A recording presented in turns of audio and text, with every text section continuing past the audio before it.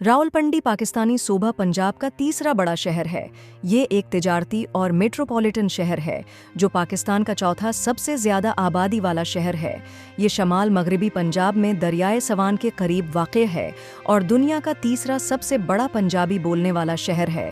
रावलपिंडी पाकिस्तान के दारुल हुकूमत इस्लाम आबाद से मुत्तसिल वाक़ है और दोनों के दरमियान समाजी और इक़्तिसादी रवाबित की वजह से मुश्तरका तौर पर जड़वां शहर के नाम से जाना जाता है। इस्लाम आबाद के क़याम से पहले रावलपिंडी ने 5 से 27 तक मल्क है कि दारुल हुकूमत के तौर पर काम किया।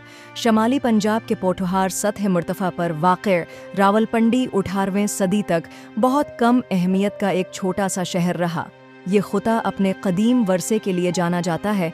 मिसाल के तौर पर पड़ोसी शहर टेक्सला, जो कि यूनेस्को के आलमी सकाफ़ती वरसे में शामिल है, 1675 में हिकमरान गुखड़ों को शिकस्त हुई और ये शहर है सुकरचकिया मसल के तहत आ गया। सखों के दौर में रावलपिंडी एक छोटे से इलाकाई शहर से पंजाब के अंदर तजारत और उसके स्ट्रेटजिक महल वक़ूआ के हवाले से एक अहम शहर बन गया। शहर का बाबू मोहल्ला कभी यहूदी ताजिरों की एक जमायत का घर था जो 1330 की दहाई में मिशाहद फारिस से फरार हो गए थे। पंजाब को 1849 में ईस्ट इंडिया कंपनी हिंदुस्तान ने फतह कर ली थी, ने दूसरी एंग्लो सिख जंग के नतीजे में फतह किया और 19वीं सदी के आखिर में रावलपिंडी बरतानवी इंडियन आर्मी की शमाली कमान का सबसे बड़ा गिरिजन शहर बन गया, क्योंकि इसकी आब वो हवा बरतानवी हुकाम के लिए मौजू थी।